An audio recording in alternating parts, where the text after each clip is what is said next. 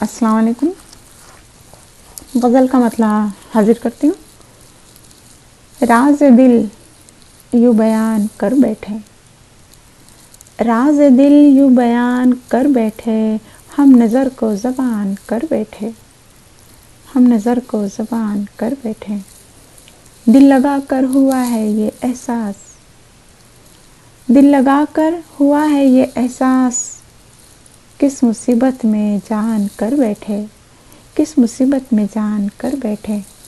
दिनों दुनिया की क्या खबर उसको, दिनों दुनिया की क्या खबर उसको, वो जो बस तेरा ध्यान कर बैठे, वो जो बस तेरा ध्यान कर बैठे।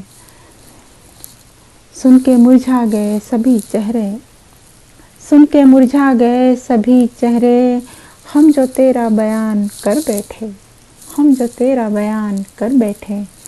जाने क्यों हो गया वही दुश्मन, जाने क्यों हो गया वही दुश्मन, हम जिसे अपना मान कर बैठे, हम जिसे अपना मान कर बैठे।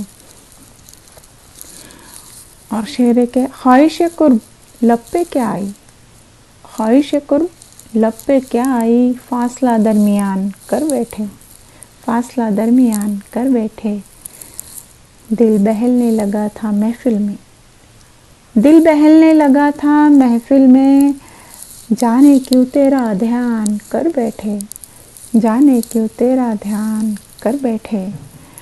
और मकता है कि सब खरीदार है खुशी के खुमार, सब खरीदार है खुशी के खुमार, हम गमों की दुकान कर बैठे, हम गमों की दुकान कर बैठे।